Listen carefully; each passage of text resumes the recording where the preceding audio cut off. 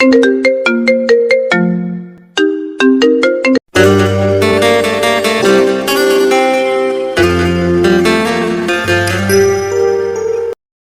নতুন ভালোবাসার গল্প পেতে আমাদের চ্যানেলটি সাবস্ক্রাইব করে পাশে থাকা বেল আইকনে ক্লিক করুন।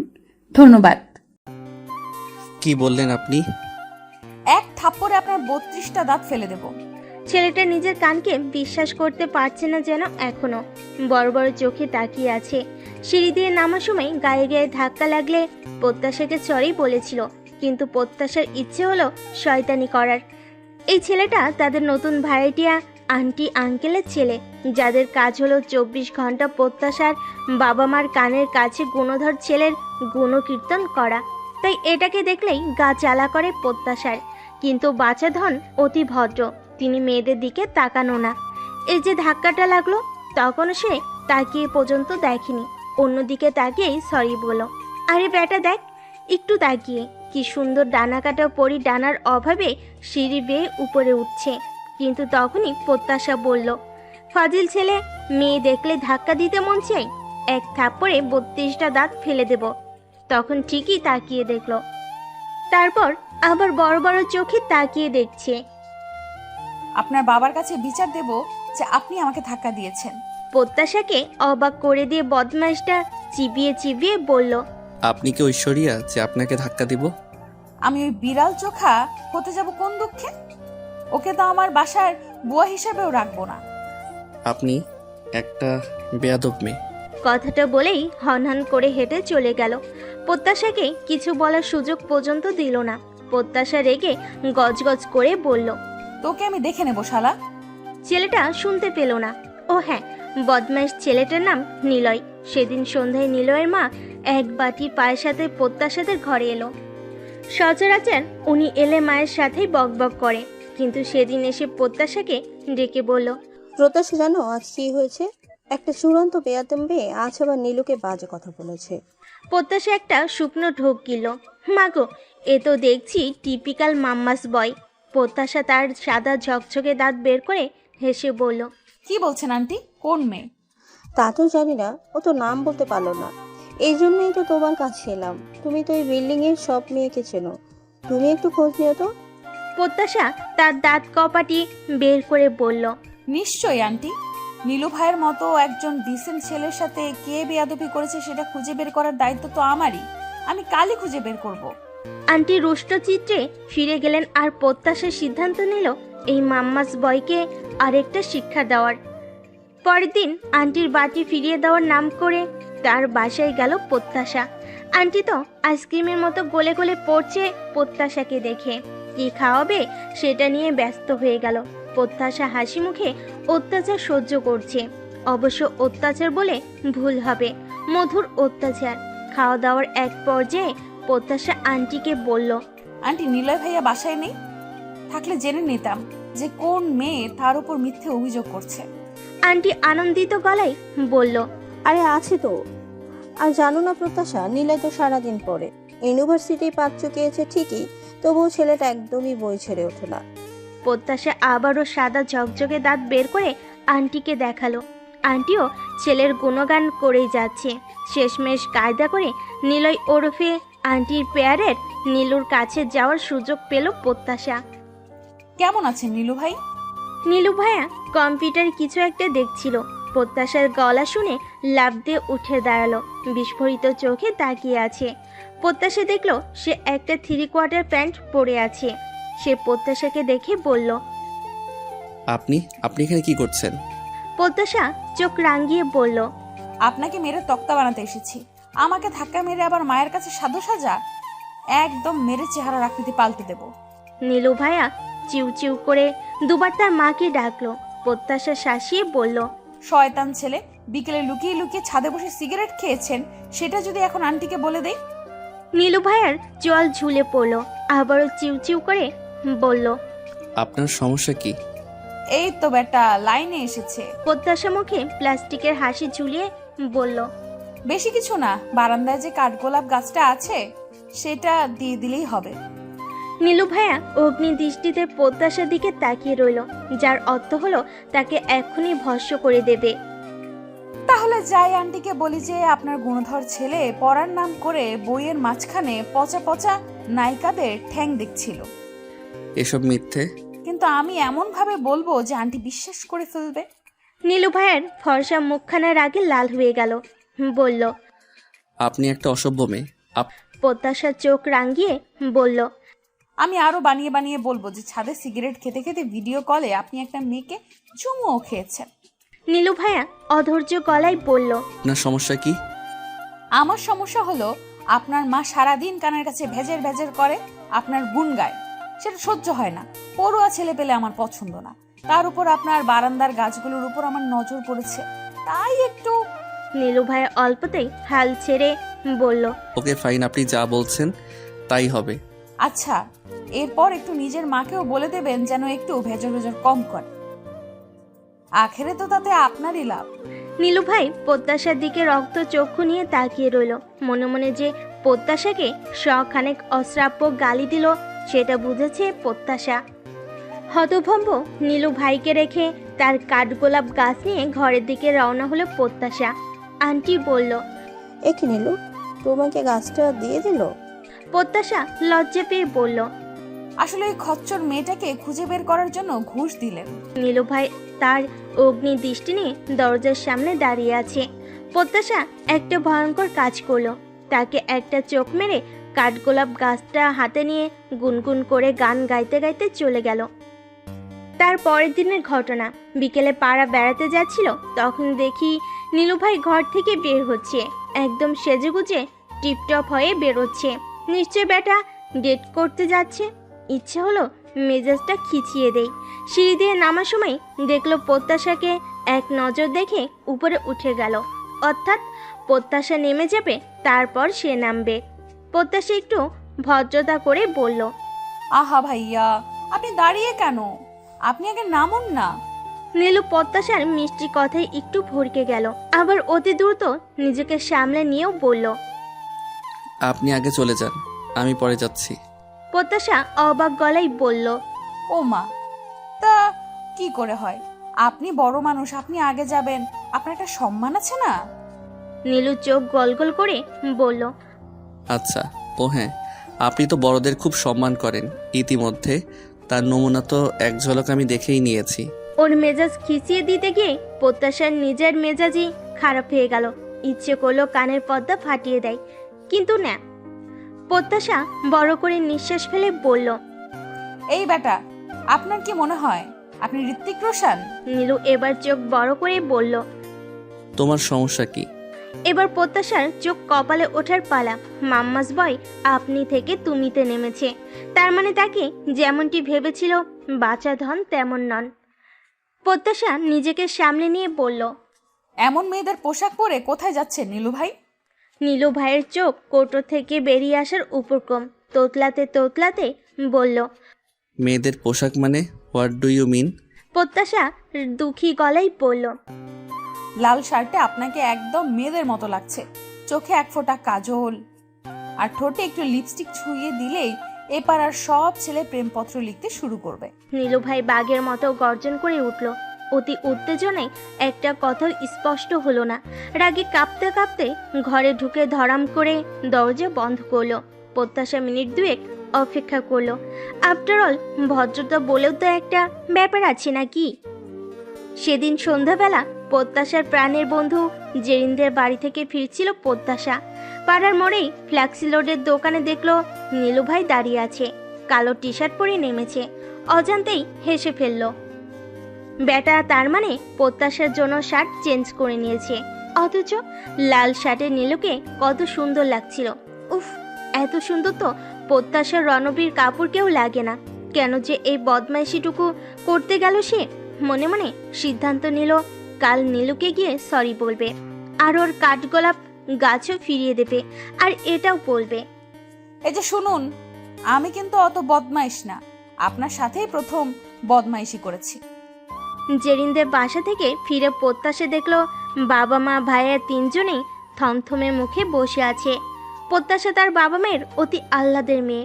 ভাইয়ের জন্মের 8 বছর পর তাদের কলে এসেছে বলেই একটু বেশি ভালোবাসে। তিনজনের থমথমে মুখ দেখে প্রত্যাশা ভাবলো হয়তো কোনো বিপদ ঘটেছে বুঝি। কিন্তু বাবা যখন গম্ভীর গলায় বলল, টাকা পয়সা খরচা করে পড়াশুনো করে তুমি একটা বেয়াদব তৈরি হচ্ছ। তখন প্রত্যাশা বুঝলো যে নীলুটা আঁচলা বাস দিয়েছে। লজ্জায় তার মাথা কাটা যাবার জোগাড়। মা কিংবা ভাইয়া এই কথাগুলো বলে সে কিছু মনে করতো না, কিন্তু বাবা কখনো তাকে বকেন না। তার কাছে এমন বকা শুনে 30 সেকেন্ডের মধ্যে তার চোখে পানি এসে গেল। বাবা বকাঝকা করলেন ইচ্ছে মতো। মার ভাইয়া তার চোখের জল দেখে গলে গেল। তারা বাবাকে বুঝিয়ে শুনিয়ে পাঠালেন যে সে আর এমন করবে না। বাবা প্রথমও শেষবারের মতন ক্ষমা করলেন আর ওয়ার্নিং দিলেন যে ভবিষ্যতে এমন হলে তাকে আর ক্ষমা করবেন না। রাতে কেঁদে কেটে সকালে জ্বর বাঁধিয়ে কলেজে যাওয়া বন্ধ হলো। মা প্যারাসিটামল খাইয়ে দিয়ে বিছানায় শুয়ে দিয়েছে। নীলয় শয়তানটার কাছে ক্ষমা চাওয়ার চিন্তা আপাতত বাদ দিল। ওর দেওয়া কাঠগোলাপ গাছটা বারান্দায় এখনো আছে। সিদ্ধান্ত নিল ওটা আর ফেরত দেবে না। শালা প্রত্যাশাকে এত বড় কেস খাইয়েছে, ওকে আরও একবার দেখে নেবে। সারা সকাল দুপুর ঘুমিয়ে কাটলো। বিকেলে একটু শরীর ফুরফুরে লাগায় মাকে বুঝিয়ে সুঝিয়ে সাদে গেল প্রত্যাশা। সাদে দেখা হলো বদমাইশটার সঙ্গে। এই প্রথম পূর্ণ দৃষ্টিতে প্রত্যাশা বদমাইশটার দিকে তাকালো। ছোট ছোট ছাড় দেওয়া চুল, কি সুন্দর গভীর দুটো চোখ, আর মন ভোলানো হাসি, কি চমৎকার সব মিলিয়ে তার তাকিয়ে থাকা নিলয়ের চোখে পড়ল। নিলয় টবে মাটি ঠিক করতে করতে বলল, রাগে প্রত্যাশার মাথাটা ছিঁড়ে যাবার উপক্রম। একে তো জ্বর, তার উপর এই বদমাইশটা খারাপ খারাপ কথা শুনিয়ে দিচ্ছে। প্রত্যাশা হাত উঁচিয়ে এগিয়ে গেল। হঠাৎ মাথাটা দুলে উঠল। চোখ বন্ধ হবার আগে সে দেখল নীলু তার দিকে ছুটে আসছে। প্রত্যাশার যখন জ্ঞান হলো তখন সে নিজেকে আবিষ্কার করলো বিছানায়। ভেবেছিল মাম্মাস বয় হয়তো তাকে কোলে করে ঘর পর্যন্ত পৌঁছে দিয়ে গেছে, কিন্তু না। সে শুনল অজ্ঞান হবার পর সে দৌড়ে এসে তার মাকে বলেছে যে সে বেহুশ হয়ে পড়ে আছে। গাধা কোথাকার, গাধা না, ভীতু কোথাকার। আমার 42 কেজির হালকা শরীরটা বইতে পারলো না নাকি আমাকে রোদে শুইয়ে শোধ নিল। প্রত্যাশার ঠিকঠাক সুস্থ হতে সময় লাগলো 3 দিন। এই 3 দিনে মা 1 সেকেন্ডের জন্য কাজছাড়া করলেন না, আর নীলু ভাইয়ের সাথে দেখাও হলো না। শয়তানটা একটু ভদ্রতা করেও তাকে দেখতে এলো না। 3 দিন পর আবার ছাদে গিয়েছিল সে, যে নীলু ভাইয়ের সাথে দেখা পাবে, কিন্তু দেখা হয়নি। শেষমেশ লাজ শরম ভুলে নীলু ভাইয়ের সঙ্গে দেখা করতে তার বাসায় গেল। আন্টি বরাবরের মতোই প্রত্যাশাকে দেখে আহ্লাদে গদগদ হলো। ছুটে এসে বলল, আহারে শোনা মেয়েটা আমার জ্বরে একদম নেতিয়ে গেছে। প্রত্যাশা শুকনো হাসি দিয়ে বলল, আন্টি নীলু ভাই কোথায়? তাকে থ্যাঙ্কস বলার জন্য এসেছি। আন্টি এবার তার দাঁতগুলো বের করে বলল, নীলে তো ঘরেই আছে, কিন্তু ওকে থ্যাঙ্কস কেন বলবে? আসলে সেদিন আমি ছাদে বেহুশ হয়ে গেছিলাম, তখন মাকে খবর দিয়েছে, তাই আর কি। আন্টি মুখ থেকে কথা কেড়ে নিয়ে বলল, আরে না, কি বলো প্রত্যাশা, এই জন্যই নীলকে ধন্যবাদ বলবে কেন? এটা তো দায়িত্ব। তুমি তো ওর ছোট বোনের মতোই। আমার রক্ত টকবকিয়ে ফুটতে শুরু করলো মুহূর্তের মধ্যেই। এই নীলু গাধার মা কি বলছে? আমি নীলুর ছোট বোন কেন হতে যাব? প্রত্যাশা দাঁতে দাঁত চেপে বলল, আন্টি আসলে আমি তো নীলু ভাইয়ার সাথে জাস্ট একবার দেখা হয়েছে, এত অল্প সময়ে তো আর ছোট বোন হতে পারিনি না, মানে বোন হতে গেলে তো একটু সময় লাগবে, তাই ভাইয়াকে ধন্যবাদ জানাতে চাই। আন্টি আবারও রসগোল্লার মতো মিষ্টি হাসি দিয়ে বলল, দূর বোকা মেয়ে, আমি তো নীলকে প্রথম দিনই বলে দিয়েছি যে আমার একটা মেয়ের শখ ছিল, কিন্তু আল্লাহ তাআলা সেই শখ পূরণ না করলেও কোনো আফসোস নেই, কারণ প্রত্যাশা এখন থেকে আমার মেয়ে। প্রত্যাশার আর হাসি পেল না এবার। রাগে গা জ্বলে যাচ্ছে। চোখ মুখ শক্ত করে বসে রইল। আন্টি গাজরের একটা প্রিপারেশন বানাতে লাগলো প্রত্যাশার জন্য, আর দুনিয়ার সব কথা প্রত্যাশার কানের কাছে টেপ রেকর্ডারের মতো বাজাতে লাগলো। অনেকক্ষণ এভাবে কেটে যাবার পর ভাগ্য প্রসন্ন হলো প্রত্যাশার। নীলু ভাই সেজে গুজে কোথাও একটা যাচ্ছে, তাকে দেখে প্রত্যাশা জোরে জোরে আন্টিকে বলল, আন্টি আমি এখন উঠি, আমার একটু পাবলিক লাইব্রেরিতে যাবার দরকার ছিল। নীলু তখন এক মনে জুতো পরছিল। প্রত্যাশার দিকে একটু ফিরেও তাকায়নি। আন্টি মুখ ছোট করেই বলল, প্রত্যাশা তাড়াহুড়ো দেখিয়ে বলল, গাজরের পায়েসটা খেয়ে যেতে প্রত্যাশা, জ্বর মুখে খেতে ভালোই লাগতো। না আন্টি, আসলে এখন না গেলে আমার দরকারি বইটা পাবো না, তাই। আচ্ছা যাও। প্রত্যাশা স্বস্তির নিঃশ্বাস ফেল। যাক, আন্টি শেষ পর্যন্ত ছেড়েছে। কিন্তু হঠাৎই আন্টি তার ছেলেকে ডেকে বলল, এই নীলু, ওকে একটু পাবলিক লাইব্রেরি পর্যন্ত পৌঁছে দে, বেচারি অসুস্থ এমনিতেই।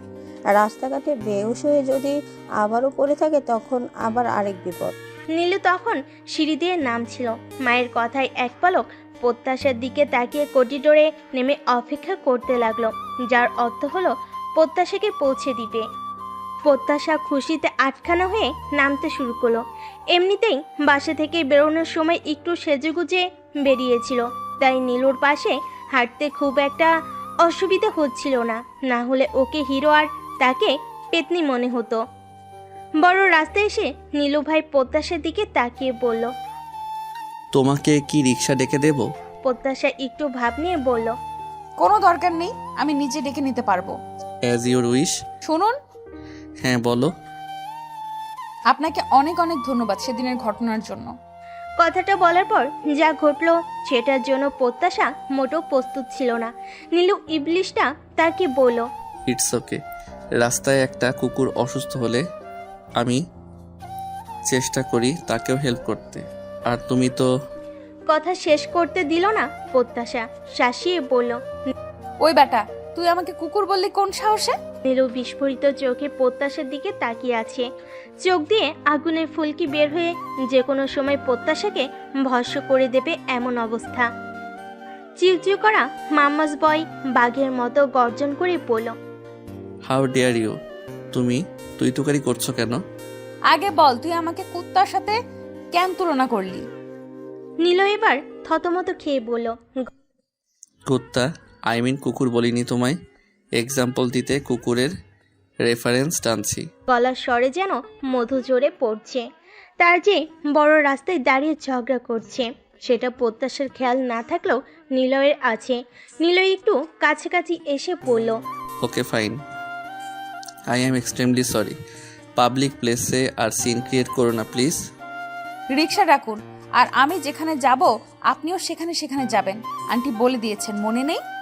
নিলয় কথা না বাড়িয়ে রিক্সা ডাকলো। রিক্সায় উঠে এক কোণে চেপে বসলো আর প্রত্যাশা বসলো গায়ে গা লাগিয়ে।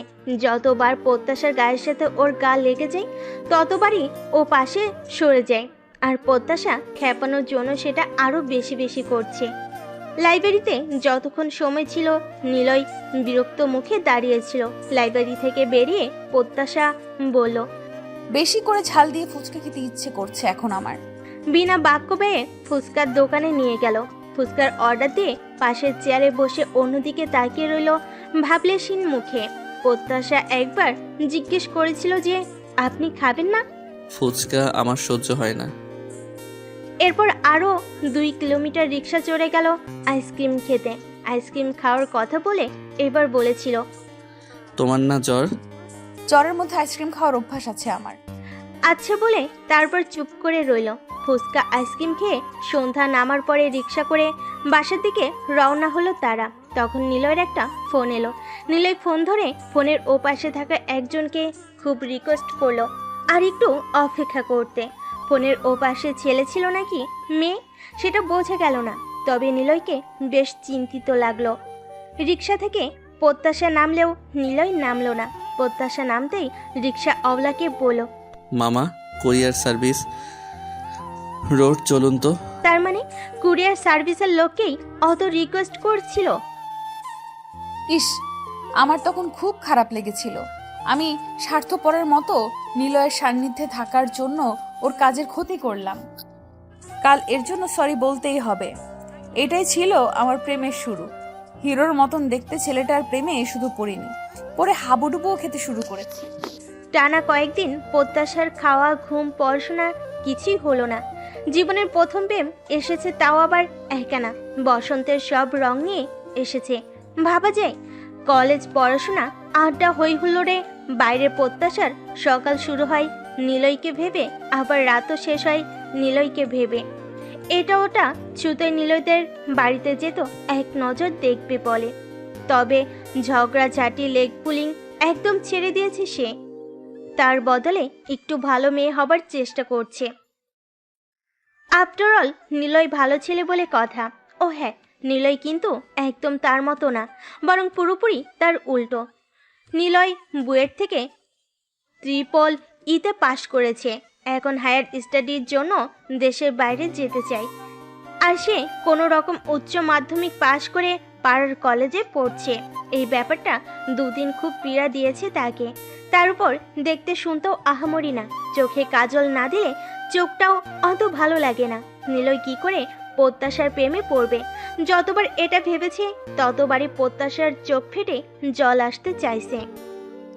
তারপর নিজেকে সান্ত্বনা দিতে পড়ল। থাক প্রত্যাশা, কি হয়েছে তোর? ভালো রেজাল্ট নেই, পড়াশোনা নেই, অনেকেরই তো থাকে না।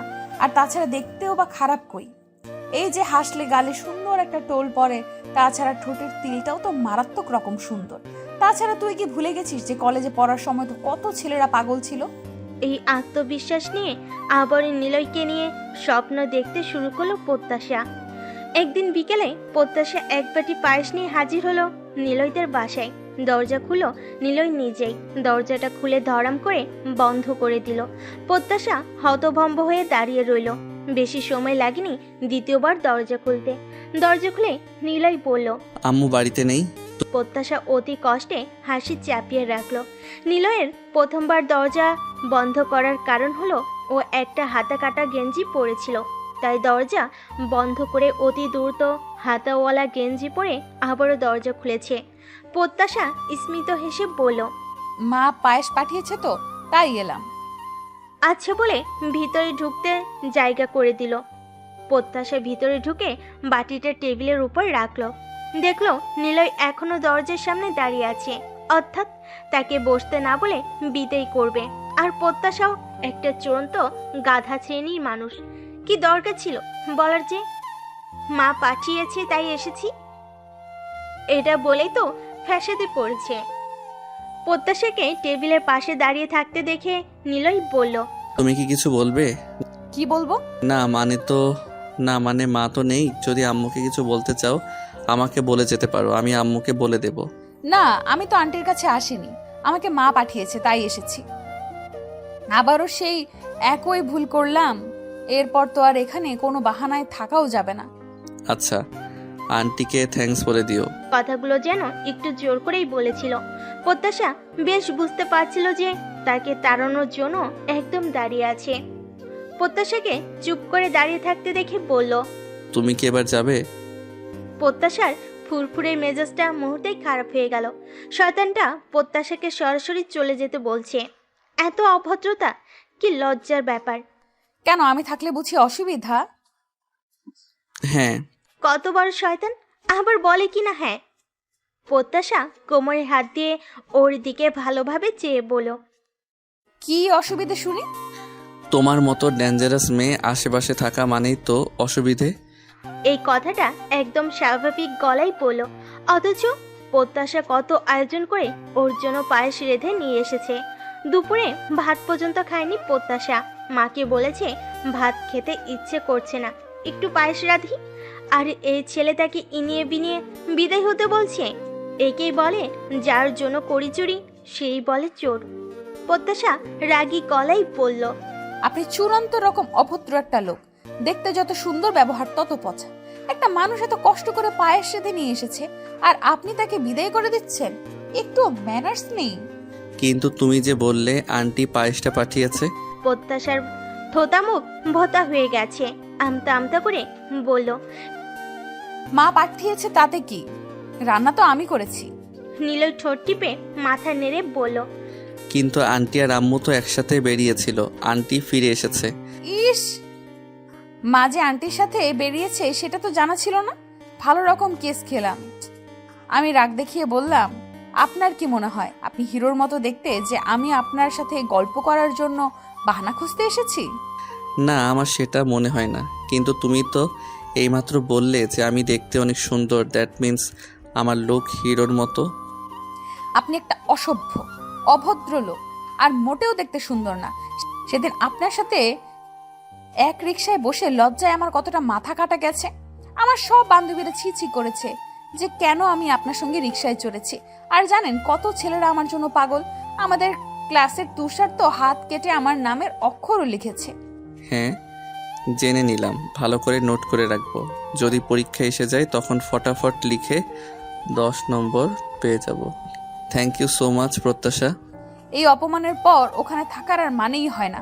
আমি চলে এলাম। ঘর থেকে বেরোতেই বলল, আঙ্কেল আন্টির জন্য খুব খারাপ লাগে, একমাত্র মেয়ে তাদের, অথচ মাথার স্ক্রু ঢিলে। আপনার খবর আছে, আপনার বাবা মাকে এইসব বলবো, তাদের ভালো ছেলের গুণকীর্তন সব বলবো। আমার গুণকীর্তন আম্মু আব্বুকে সবাই বলে, তুমি বললে তাতে তারা মাইন্ড করবে না সম্ভবত। কথা শেষ করে দরজা বন্ধ করে দিল। রাগে প্রত্যাশার মাথা ব্যথা শুরু হয়ে গেছে। কি বাজে ব্যবহার করলো তার সাথে। অথচ সে ভেবেছিল আলা ভোলা টাইপের ছেলে, এ তো দেখছে শয়তানেরও বাপ। নেহাত প্রেমে পড়ে গেছে বলে ছাড় দিল, না হলে দেখিয়ে দিত how many paddy how many rice. পুরো একদিন নিলয়ের সাথে দেখা হলো না। এদিকে প্রত্যাশা ভিতরে ভিতরে ছটফট করছে এক নজর দেখার জন্য, কিন্তু কি অজুহাতে যাবে। তাছাড়া যে অপমান করেছি, তারপর গেলে ব্যাপারটা নিজের জন্যই লজ্জাকর। তাই কারণে অকারণে নিচে যাবার জন্য ওদের বাসার সামনে দিয়ে যাচ্ছে। 4 বার ছাদেও গেছে, ফোন নাম্বারও নেই যে একটা ফোন করবে। এইটা একটা মস্ত বড় ভুল হয়ে গেছে। ফোন নাম্বারটা নেওয়া উচিত ছিল তার। ফেসবুকে নিলয় লিখে সার্চ দিল, শত শত নিলয় এলো, অথচ শয়তানটাকে পেল না। বারান্দায় দাঁড়িয়ে রইল যে দোকানে গেলে একটু দেখতে পাবে, কিন্তু সেটাও হলো না। শেষমেশ না পেরে লজ্জা শরম গুলে খেয়ে ওর বাসায় গেল পায়েসের বাটি ফেরত আনার অজুহাতে। আন্টি সবসময়ের মতো গল্প জুড়ে দিল, কথায় কথায় জিজ্ঞেস করলো নিলয় পায়েস খেয়েছি কিনা। আন্টি বলো খায়নি। এবার প্রত্যাশার সত্যি সত্যি খারাপ লাগতে শুরু করলো। যত দিন যাচ্ছিল প্রত্যাশার অস্থিরতা তত বেড়ে যাচ্ছিল। প্রত্যাশা নিলয়কে বোঝানোর চেষ্টা করতো যে প্রত্যাশা ওকে ভালোবেসে ফেলেছে, কিন্তু সে বান্দা তাকে দেখলে এড়িয়ে চলে। সিঁড়ি দিয়ে নামতে গেলে যদি তাকে দেখে তাহলে হয় নিচে নেমে দাঁড়িয়ে থাকে, না হলে সোজা ঘরে চলে যায়। এই ব্যাপারটা প্রত্যাশাকেও খুব অস্বস্তিতে ফেলেছিল। প্রত্যাশা কি একটু বাড়াবাড়ি রকমের খারাপ ব্যবহার করে ফেলেছে ওর সাথে, যে ও তাকে এভাবে এড়িয়ে চলে? রোজ বিকেলে আন্টির সাথে গল্প করতে যায় ঠিকই, কিন্তু ওর সাথে প্রত্যাশার দেখা হয় না। ও ঘরে দরজা বন্ধ করে পড়াশোনা করে, নাকি ইচ্ছে করে প্রত্যাশার জন্য ঘর থেকে বের হয় না, তা প্রত্যাশা জানে না। এভাবে অনেকগুলো দিন চলে গেল। একটা সময়ে প্রত্যাশার মনে হলো সে একটু বেশি গায়ে পড়া আচরণ করছে বলে ও প্রত্যাশাকে এমন এড়িয়ে চলছে। ব্যাপারটা প্রত্যাশাকে আরো বেশি পীড়া দিচ্ছে। প্রত্যাশার অস্থিরতা ঘরের মানুষের চোখে পড়ল। বাবা ব্যস্ত মানুষ, তাই তার চোখে না পড়লো মায়ের চোখে পড়েছে। মা একদিন জিজ্ঞেস করলো, নিলয়দের বাসায় রোজ রোজ কেন যাস প্রত্যাশা? প্রত্যাশা একটা কিছু বলে মাকে ম্যানেজ করার চেষ্টা করে, তবু মা অন্য চোখে তাকায়। ভাইয়াও জানতে চাই সে কোনো কিছু নিয়ে প্রবলেমে আছে কিনা, কিন্তু কাউকে ঠিকঠাক উত্তর দিতে পারে না প্রত্যাশা। একটা সময় মনে হয় কাউকে প্রত্যাশার মনের কথাগুলো বলা দরকার, না বলতে পারলে দম বন্ধ হয়ে মরে যাবে। তখন ছুটে গেল কলেজের বন্ধু ইলার কাছে। সব শুনে ইলা বলল, শোন প্রত্যাশা, আমার মনে হয় ওর গার্লফ্রেন্ড আছে। আরে ও তো শহরের ছেলে, একটা স্মার্ট গার্লফ্রেন্ড না থেকে পারে না। দেখ, সেই জন্য হয়তো তোকে পাত্তা দিচ্ছে না। ইলার কথাই কষ্ট লাগলো, মেনে নিতে চেষ্টা করলো প্রত্যাশা। সত্যিই তো, ওর হয়তো গার্লফ্রেন্ড আছে তাই আমায় পাত্তাই দিচ্ছে না। চেষ্টা করলাম নিলয়কে মন মস্তিষ্ক সব জায়গা থেকে ছেড়ে ফেলতে, কিন্তু সেটা আমার জন্য সম্ভব ছিল না। ভাবলাম নিলয়কে ভালোবাসার কথা বলবো। যাই হোক, কিন্তু ব্যাপারটা যত সহজ ভেবেছিল তত সহজ ছিল না। নিলয় তার সাথে ঠিকঠাক কথাই যেখানে বলে না, সেখানে ওকে কি করে নিজের ভালোবাসার কথা বলবে। এক বিকেলে আন্টির সাথে গল্প করতে করতে হঠাৎ প্রত্যাশা বলল, আন্টি, আমার একটা সাবজেক্টের কিছু ব্যাপার জানার দরকার ছিল, একটু কি নিলয় ভাইয়ের সাথে কথা বলা যাবে? আন্টি চোখ কপালে তুলে বলল, ও মা, এ কি বলছো? কেন যাবে না? যাও, নিলয় তো ঘরেই আছে। প্রত্যাশা আমতা আমতা করে বলল। আন্টি আপনি একটু নিলয় ভাইয়াকে বলে দিলে ভালো হয়। আন্টি প্রত্যাশার কথা শুনলেন, প্রত্যাশাকে নিয়ে নিলয়ের ঘরে গেলেন। নিলয় এক মনে কম্পিউটারে কিছু একটা দেখছিল। আন্টি গিয়ে বলল, একে নিল, প্রত্যাশার নাকি কোনো একটা সাবজেক্ট খুব সমস্যা, একটু দেখিয়ে দে না ওকে। নিলয় সরু চোখে তাকালো। আন্টি অপেক্ষা করলো না, চলে গেলেন। প্রত্যাশা তখনও সেখানে দাঁড়িয়ে রইল। এই প্রথম তার কেমন যেন অন্যরকম অনুভূতি হচ্ছে। নিলয় প্রত্যাশার দিকে জিজ্ঞাসু চোখে তাকিয়ে বলল, তুমি না বিজনেস স্টাডিজে পড়ছো, আমি কি করে তোমার প্রবলেম সলভ করে দেব? প্রত্যাশা একটা শুকনো ঢোক গিল, বুক দুরু দুরু করছে। এটা কি বলে সে জানে না, তবে ঝগড়া করা প্রত্যাশা আর এই প্রত্যাশার মধ্যে আকাশ পাতাল তফাৎ। আসলে আমি মিথ্যা বলেছি, আপনার সঙ্গে আমি অন্য কথা বলতে এসেছিলাম। নিলয় চোখ মুখ শক্ত করে বলল, মিথ্যে বলা আমি পছন্দ করি না। I hate lying and I liar. মুহূর্তের মধ্যেই সব অনুভূতি উবে গেল প্রত্যাশার। বুক দুরু দুরু, অন্যরকম ফিলিংস সব। প্রত্যাশার চোখ পাকিয়ে বলল, আর আপনি বুঝি সত্যবাদী যুধিষ্ঠির? আমি মোটেও মিথ্যে বলি না, এমনকি প্রয়োজনেও একটা মিথ্যে বলি না। শুনুন, আমি আপনার মতন ভদ্রলোক নই। আমি খুব খারাপ, তাই কারণে অকারণে প্রচুর মিথ্যা বলি। এবার খুশি তো? নিলয় প্রত্যাশার দিকে কয়েক সেকেন্ড তাকিয়ে থেকে ল্যাপটপের স্ক্রিনে চোখ রাখলো, বলল, ইয়েস আই নো। কি জানেন আপনি? তুমি খারাপ। প্রত্যাশার মেজাজ খারাপ হয়ে গেল। ইচ্ছে হলো নিজের চুল টেনে টেনে ছিঁড়ে ফেলতে। কেন সে এই ইবলিশটার জন্য মরছে? প্রত্যাশা নিজেকে ধাতস্থ করে বলল, আপনার ফেসবুক আইডিটা দিন তো, কাজ আছে। নিলয় এমন ভাব করলো যেন সে কিছুই শুনতে পেল না। প্রত্যাশা আবারও বলার পর একটা কাগজে লিখে দিয়ে নিজের কাজে মন দিল। প্রত্যাশার আজ আকাশে ওড়ার দিন। ফেসবুকে নিলয়কে যখন তখন জ্বালিয়ে মারবে এই খুশিতে নাচতে নাচতে ঘরে ফিরে এলো। ফেসবুকে লগ ইন করে নিলয়ের আইডিতে ফ্রেন্ড রিকোয়েস্ট পাঠিয়ে প্রোফাইল স্ক্রল করতে সব আনন্দ মাটি হয়ে গেল। প্রতিটা ছবিতে একটা কমন মেয়ে আছে। দুজনেরই বেশ হাসি খুশি ছবি প্রায় ছবিতেই। একটা ছবিতে দেখলো একটু বেশি ঘনিষ্ঠ হয়ে আছে। প্রত্যাশার মেজাজটা খারাপ হয়ে গেল। ফোনটা বিছানায় ছুঁড়ে মেরে কতক্ষণ মাথা চেপে বসে রইল। প্রত্যাশা 100% শিওর ছিল যে ওটা ওর গার্লফ্রেন্ড। যদিও মনে মনে এমন আশঙ্কা ছিল, তবুও এতে কেন রাগ লাগছে বুঝলো না সে। মাথাটা দপদপ করছে তার, কোনো কিছুতেই শান্তি পাচ্ছে না। শেষমেশ আবারও নিলয়ের প্রোফাইলে ঢুকলো। শালার বেটা ততক্ষণে ফ্রেন্ড রিকোয়েস্ট অ্যাকসেপ্ট করে নিয়েছে, তাই রাগ খানিকটা কমলো। তবুও মাথা ঠান্ডা করার জন্য ভয়ঙ্কর একটা কাজ করলো প্রত্যাশা। নিলয়ের প্রোফাইল থেকে ঢংকারা মেয়েটার আইডি খুঁজে পেয়ে একটা মেসেজ দিল।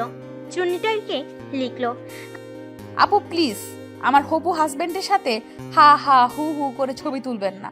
এইসব আসলে ঠিক না। আমি ছোট মানুষ, আমার হৃদয়ও ছোট। আমার হৃদয় এসব একসেপ্ট করতে পারছে না। মেসেজটা লিখে মনে মনে এত শান্তি পেল যা বলে বোঝাতে পারবে না প্রত্যাশা। রুষ্ট চিত্রে আলু পটলের তরকারি দিয়ে এক থালা ভাত শেষ করে এসে লম্বা ঘুম দিল। সকালে দেখলো শাকচুনি মেসেজ দিয়েছে, লিখেছে, কে তুমি? আকপিস না ভেবেই প্রত্যাশা লিখে দিল, যার সঙ্গে আপনি প্রায় ক্লোজ হয়ে ছবি তোলেন। এই মেসেজটা লিখে নিলয়ের একটা ছবিও সেন্ড করলো। তারপর চুনিটাকে ব্লক করে দিল। কিছুক্ষণ বিছানায় গড়াগড়ি খেয়ে ডাইনির মতো হাসলো। মেজাজটাও বেশ ফুরফুরে আছে প্রত্যাশার। অনেকদিন পর সেজে গুজে কলেজে গেল। বন্ধুদের সবাইকে ফুচকার ট্রিট দিল। সবাই জিজ্ঞেস করলো কিসের ট্রিট। তখন মনে মনে একটা চাপা আনন্দ অনুভব করলেও কাউকে কিছু বলতে পারলো না প্রত্যাশা। কিন্তু কলেজ থেকে ফেরার পর যে অন্য কিছু অপেক্ষা করবে সেটা বুঝে উঠতে পারেনি প্রত্যাশা। প্রত্যাশা বাড়ি ফিরল বিকেলের পর। ঘরে ঢুকতেই মা বললেন নিলয় নাকি তাকে দুবার খুঁজে গেছে। প্রত্যাশার হঠাৎই কেন যেন ভয় লাগতে শুরু করলো। এই ভয়টা সারাদিন ছিল না, কিন্তু যখন শুনলো নিলয় তাকে খুঁজেছে তখনই মনে হলো সামনে প্রত্যাশার জন্য খারাপ কিছু অপেক্ষা করছে। যত সময় যেতে লাগলো ভয় তত বাড়তে লাগলো। এখন তার মনে হলো যে সে একটু বেশি বাড়াবাড়ি করে ফেলেছে। এতটা বাড়াবাড়িও বোধহয় করা উচিত হয়নি। নিলয় তৃতীয়বার প্রত্যাশাকে ডেকে পাঠালো ছাদে। ডাকতে আন্টিকে পাঠালো। আন্টি ডাকতে এলে মা কেমন যেন একটু তেরা চোখে তাকিয়ে দেখছিল। মায়ের অবশ্য আগে থেকেই কিছুটা সন্দেহ হয়েছিল। যাই হোক, প্রত্যাশা অবশ্য ওসব নজর দেওয়ার অবস্থায় ছিল না। ভয়ে হাত পা ঠান্ডা হয়ে জ্বর আসার মতো অবস্থা তখন। টলমলো পায়ে এক একটা সিঁড়ি ভেঙে ছাদের দিকে যাচ্ছে। নিলয় রেলিংয়ের উপর সাথে হেলান দিয়ে দাঁড়িয়েছিল। প্রত্যাশার পায়ের শব্দে একবার পিছু ফিরে তাকালো, তারপর বলল, তোমার সাথে আমার কিছু কথা আছে। প্রত্যাশার ভয় আরো বেড়ে গেল। যদিও কথা বলছে স্বাভাবিক গলায়, তবুও প্রত্যাশার এত ভয় লাগছে। কিছু সময় থেমে থেকে প্রত্যাশার মুখোমুখি এসে দাঁড়িয়ে বলল, তোমার সমস্যা কি প্রত্যাশা? আমি কি তোমার ক্ষতি করেছি? প্রত্যাশা জবাব দিতে পারল না। কি বা বলবে ওকে? মাথা নিচু করে বসে রইল। নিলয় আবারও বলল, দয়া করে চুপ করে থেকো না, অ্যান্সার মি। প্রত্যাশার চোখে পানি এসে গেল। নিলয়ের গলা স্বর আগের মতো নেই, কথাগুলো রুক্ষ গলায় বলছে। তুমি আমার কি ক্ষতি করেছো জানো? ওই মেয়েটা কি সত্যি আপনার গার্লফ্রেন্ড? নিলয়ের চল শক্ত হলো, বলল, এই কথার জবাব তো আমি তোমাকে দেবই না। তুমি শুধু এটা বলো যে কেন করেছো এটা। প্রত্যাশামী বুক ভরে নিঃশ্বাস নিল। ভুল যেহেতু তাই সবটা মাথা পেতে নেবার জন্য প্রস্তুত হলো। তুমি কি আমার কথার জবাব দেবে না? I am sorry. নিলয় শ্লেষের সুরে বলল, তোমার সরি দিয়ে কিচ্ছু হবে না আমার। তুমি আমার বান্ধবীকে কি বলেছো তোমার আর আমার বিয়ে ঠিক হয়েছে? সিরিয়াসলি এতটা চিপ তুমি, সেটা আমি ভাবতেও পারিনি। এইসব কথা শুনে যাও চেয়ার প্রত্যাশার আর কিছু করার নেই। নিজের পক্ষে যে কিছু একটা বলবে সেটারও কোনো অপশন রাখেনি। নিলয় বলে যেতেই লাগলো, প্রথম দিন থেকে তোমার কর্মকাণ্ডগুলো আমি দেখছি। ভেবেছি প্রশ্রয় না দিলে ঠিক হয়ে যাবে, কিন্তু তুমি কি করলে? আঠার মতো পিছে লেগে রইলে। আচ্ছা, আমি যে তোমাকে ইগনোর করছি এইটুকু বোঝার মতো ঘিলু তোমার মাথায় নেই?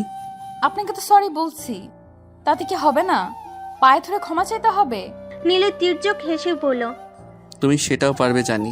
যতটুকু চিনেছি তাতে বুঝেছি যে আত্মসম্মান নামক কোনো কিছু তোমার মধ্যে নেই।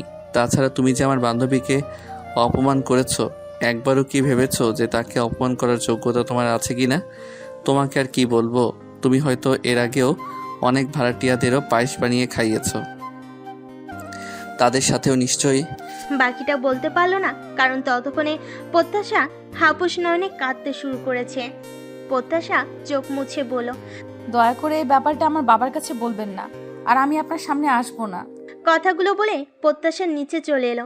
ভাগ্য ভালো ছিল যে মা আর আন্টির সামনে পড়েনি, না হলে তারাও তাকে প্রশ্নবাণে জর্জরিত করে ফেলতো।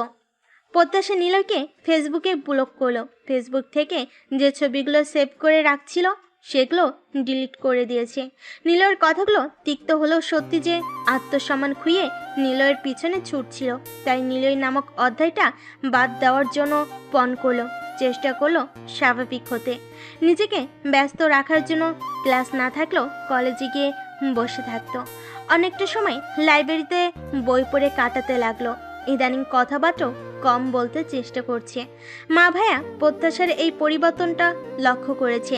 ভাইয়া একদিন ডেকে জিজ্ঞেস করলো কোনো সমস্যা আছে কিনা। মোট কথা ইনিয়ে বিনিয়ে জিজ্ঞেস করেছিল যে প্রেম টেম আছে কিনা। প্রত্যাশা আশ্বস্ত করে বলল যে সে ঠিক আছে।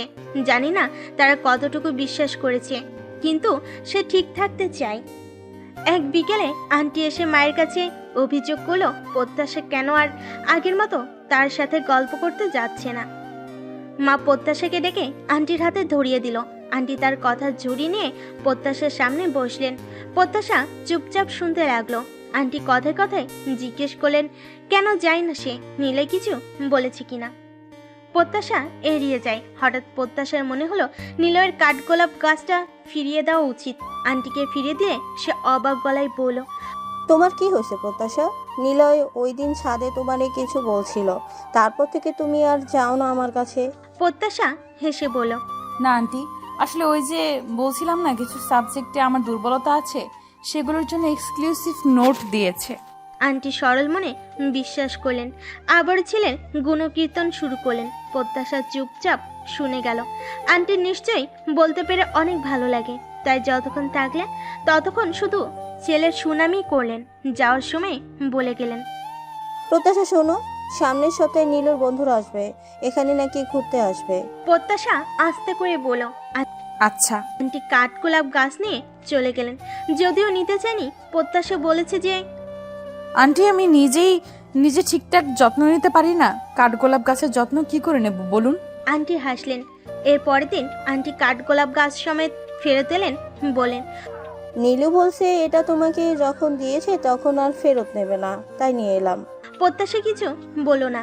মা ওখানে বসা ছিল তাই কথা আর এগোয়নি। তবে মা জেরা করেছেন ঘটনা জানার জন্য। প্রত্যাশা দীর্ঘশ্বাস ফেলে মাকে বলল, আমি নিলয়কে খেপিয়েছি বলে নিলয় আমাকে কথা শুনিয়েছে। বিস্তারিত কিছু বলেনি অবশ্য। মা এরপর আর কিছু জিজ্ঞেস করেনি, শুধু বলেছে, কথা বলিস না তো ওই ছেলের সাথে, পড়াশোনা ভালো বলে একটু বেশিই দেমাগ। দেখিস না সেদিন কিভাবে তোর বাবাকে নালিশ করলো। প্রত্যাশা শুধু হাসলো, মনে মনে বলল, মা তোমার মেয়ে কি করেছে সেটা জানলে আর এই কথাগুলো বলতে পারতে না। 2-3 দিন পরের ঘটনা। প্রত্যাশা বাসা থেকে কলেজের উদ্দেশ্যে বের হবার পরপর বৃষ্টি শুরু হলো। এমন একটা জায়গায় বৃষ্টি শুরু হলো যেখানে রিক্সা পাওয়া মুশকিল। ভেজার ভয়ে দৌড়ে দোকানের চাউনিতে যাবার সময় জুতোটা গেল ছিঁড়ে। ছেঁড়া জুতো পরে হাঁটতে গিয়ে বেকাতে পা কেটে গেল। এদিকে ভিজে অবস্থা খারাপ হয়ে গেছে। এই অবস্থায় কলেজে যাওয়া সম্ভব না। বাসায় ফেরার সিদ্ধান্ত নিল মনে মনে, কিন্তু বাসায় ফিরতে হলেও রিক্সা নিতে হবে, তাই অপেক্ষা করছিল। হঠাৎ দেখে একটা রিক্সা এসে থামলো। নিলয় সেই রিক্সা থেকে নেমে প্রত্যাশাকে বলল, প্রত্যাশা বাসায় যাবে, তাহলে রিকশায় উঠে পড়ো। ইটস ওকে, আমি ম্যানেজ করতে পারবো। আকাশের অবস্থা ভালো না, বৃষ্টি সহজে থামবে বলে মনে হয় না। ঠিক আছে, আমার সমস্যা নেই এভাবে দাঁড়িয়ে থাকতে। নিলয় প্রত্যাশার পায়ের দিকে তাকালো। আঙ্গুল থেকে এখনো চুইয়ে চুইয়ে রক্ত পড়ছে। সেটা দেখে বলল, তুমি একাই রিকশায় যাও, আমি তোমার সাথে যাব না। আমি বাসায় যাব না, কলেজে যাব। এই বলে বৃষ্টির মধ্যে খুঁড়িয়ে খুঁড়িয়ে হাঁটতে শুরু করলো। নিলয় সম্ভবত পলকহীন চোখে প্রত্যাশার দিকে তাকিয়েছিল। বৃষ্টিতে ভিজে পায়ে ব্যথা নিয়ে প্রত্যাশা যখন বাসায় ফিরল তখন দেখলো নিলয় মাত্র বাসার গেটে নেমেছে। তাকে দেখে বিস্মিত চোখে একবার তাকালো। প্রত্যাশা সেই দৃষ্টি উপেক্ষা করে খুঁড়িয়ে খুঁড়িয়ে উপরে উঠল। পিছনে নিলয় তাকিয়েছিল হয়তো। প্রত্যাশা একবারও পিছু ফিরে দেখলো না। পায়ে ব্যথা নিয়ে নাজেহাল অবস্থায় কাটলো কয়েকটা দিন। অসময়ে বৃষ্টি পানি গায়ে লাগায় জ্বর জ্বর ভাবও হয়েছে, তাই বাসা থেকে একদম বের হলো না প্রত্যাশা। আন্টি এলেন খোঁজ নিতে। সব সময়ের মতো গল্প করে আবারও চলে গেলেন। 2-3 দিন পর আন্টি এক বিকেলে হন্তদন্ত হয়ে ছুটে এসে বলল, এই প্রত্যাশা, এখন তুমি কেমন আছো? জি আন্টি, ভালো। শোনো, রাতে কিন্তু তুমি আমাদের বাসায় খাবে। নীলুর বন্ধুরা এসেছে, ওদের জন্য টুকটাক রান্না বান্না করবো, বুঝলে? তুমি এসো। সেই বৃষ্টির দিনের পর নিলয়ের সাথে প্রত্যাশার আর দেখা হয়নি। ভেতরে ভেতরে চাপা কষ্ট থাকলেও সেটাকে সয়ে নিতে চেষ্টা করেছে সে। আন্টিকে এড়িয়ে যেতে বলল, না আন্টি, আমার তো শরীরটা তেমন ভালো নেই, আমাকে বাদ দিন। কিন্তু আন্টি নাছোড়বান্দা, সে কিছুতেই ছাড়বে না। বিকেলে অনেকবার বলে চলে গেল। প্রত্যাশা সিদ্ধান্ত নিল ঘুমের ভান করে থাকবে, তবু নিলয়ের সামনে যাবে না। কিন্তু সেটা সম্ভব হলো না। আন্টি জোর করে তাকে নিয়ে গেল। ঢাকা থেকে নিলয়ের 3 জন ছেলে বন্ধু আর 2 জন মেয়ে বন্ধু এসেছে। টেবিলে খেতে যখন বসলো তখন ওরা প্রত্যেকে প্রত্যাশার সাথে হাই হ্যালো বিনিময় করলো। তখন প্রত্যাশা মেয়ে দুটিকে ভালো করে দেখলো, কি সুন্দর সেজেগুজে আছে। চুলগুলো রিবন্ডিং করে কাঁধ পর্যন্ত ছাটা, হাতের ড্রেসের সাথে ম্যাচিং করে নেল পালিশ লাগানো। ড্রেসিং সেন্সও কি ভালো। সবচেয়ে যে জিনিসটা আকর্ষণীয় সেটা হলো কথা বলার স্টাইল। প্রত্যাশা কোনোদিনও এমন হতে পারবে না। মফস্বলে থাকার কারণে কথা বলার ধরনও একটা আঞ্চলিক টান আসে। এরকম বই পুস্তকের মতো শুদ্ধ ভাষায় কোনোদিনও কথা বলতে পারবে না। প্রত্যাশা ভালো করে খেয়াল করে দেখলো যে এই দুটি মেয়ের মধ্যে ওই মেয়েটা নেই। হয়তো গার্লফ্রেন্ড বলেই মেয়েটাকে বন্ধুদের মাঝে আনেনি। হঠাৎ প্রত্যাশার কি যে হলো কে জানে। চোখ দিয়ে টপ টপ করে বৃষ্টির ফোঁটার মতো পানি পড়তে লাগলো। আন্টি প্লেটে যে খাবারগুলো দিয়েছে সেগুলো তেমনই পড়ে রয়েছে। একটা খাবারও প্রত্যাশার গলা দিয়ে নামলো না। নিলয় বন্ধুদের সঙ্গে ব্যস্ত বলে হয়তো প্রত্যাশার দিকে খেয়াল করলো না। প্রত্যাশা উঠে হাত ধুতে গেলে আন্টি অবাক গলায় বলল, একে প্রত্যাশা, তুমি তো কিছু খেলেই না। ভালো লাগছিল না আন্টি। আন্টি প্রত্যাশার ভেজা চোখ দেখে আটকে ওঠা গলায় জিজ্ঞেস করলো, কি হয়েছে তোমার? প্রত্যাশা হেসে বলল। আমার শরীরটা ভালো নেই আন্টি, আমি বাসায় যাই। নিলয় মায়ের উদ্দেশ্যে বলল। কোনো সমস্যা? আন্টি মন খারাপ করা গলায় বলল, দেখো না, মেয়েটার শরীরটা ভালো নেই, তাই কিছু খেতে পারলো না। নিলয় প্রত্যাশার দিকে তাকালো। কয়েক সেকেন্ডের জন্য চোখাচোখি হলো। গভীর চোখে প্রত্যাশার দিকে তাকিয়েছিল। ওই কয়েক সেকেন্ডের অনুভূতি ভাষায় প্রকাশ করার মতন না। প্রত্যাশা স্বাভাবিকভাবে নিলয়ের পাশ কাটিয়ে চলে এলো। দরজার কাছাকাছি যখন আসছিল তখন শুনলো টেবিলে থেমে থাকা আড্ডাটা আবার জমে উঠেছে। ঘরে এসে বিছানায় শুয়ে শুয়ে একটা কথাই ভাবতে লাগলো প্রত্যাশা। আমি এত বোকা কেন? আমার দেখা জীবন আর নিলয়ের দেখা জীবনের মধ্যে আকাশ পাতাল তফাৎ। আমার কাছে জীবনের আনন্দ মানে ফুচকার প্লেট হাতে নিয়ে তেঁতুলের টকটা মুখে দিয়ে তৃপ্তিতে চোখ বন্ধ করে ফেলা। কিন্তু নিলয়ের তো আর সেটা না। তার জগৎ আলাদা। জীবন দেখার ধরনও যেমন আলাদা, তেমনি জীবনের আনন্দও আলাদা। আমার মস্ত বড় ভুল ছিল নিলয়ের প্রেমে পড়াটা। প্রত্যাশার দিনগুলো কোনোভাবে কেটে যায়। হুটহাট সিঁড়িতে নামার সময় কিংবা রাস্তাঘাটে নিলয়ের সাথে দেখা হয়ে যায়। কথাবার্তায় তো দূরে থাক, চোখাচোখিও তেমন হয় না। তাছাড়া সামনে পরীক্ষা, তাই কিছু সময় পড়াশোনার মধ্যে কাটে। পড়াশোনায় কখনো সিরিয়াস ছিল না বটে, তবে একটু আধটু সিরিয়াস হতে দেখে মা আর ভাইও বেশ অবাক। আর প্রত্যাশা কোনো কিছু নিয়ে ব্যস্ত থাকলে ভালো থাকবে ভেবে একটু আধটু পড়ছে। পরীক্ষা অতি সন্নিকটে বলে বিকেলে ম্যাথ কোচিংয়ে যায়।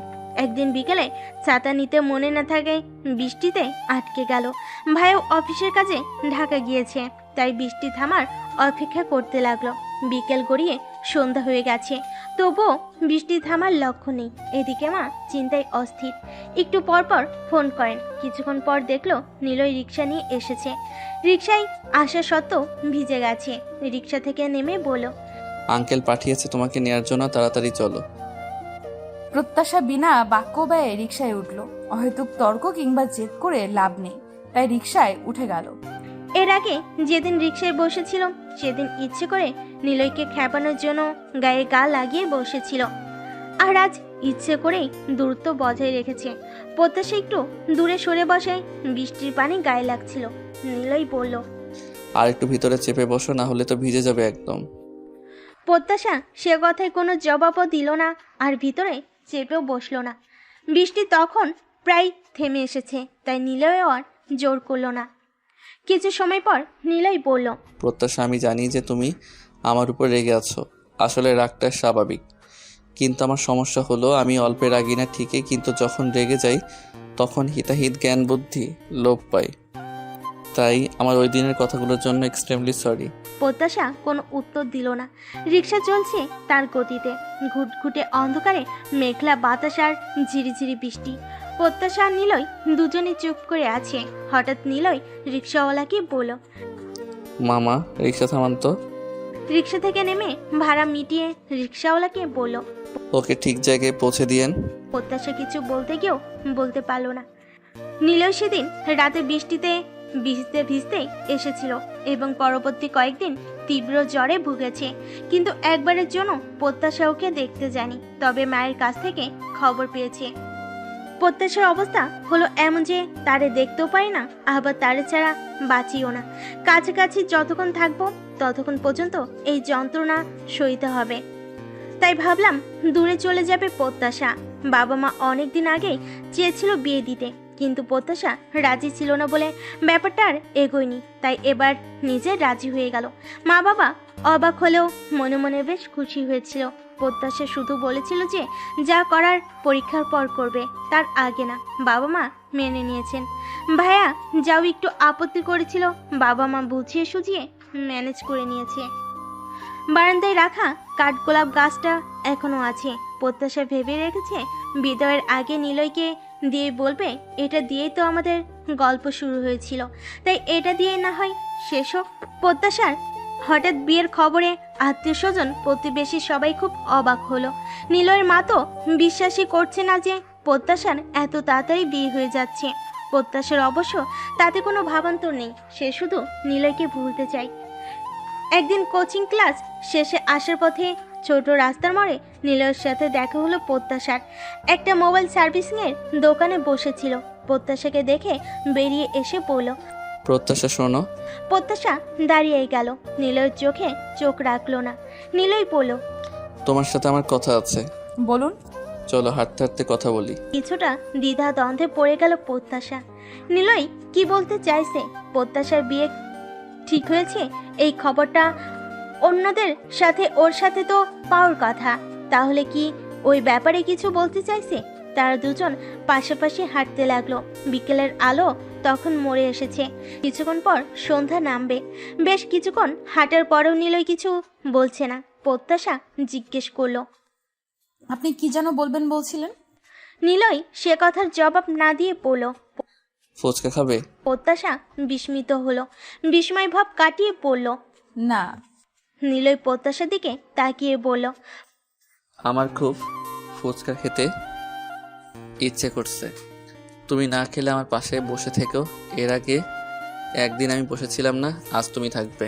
ফুচকা অর্ডার দিয়ে নিলয় এসে প্রত্যাশার পাশের চেয়ারটাতে বসলো।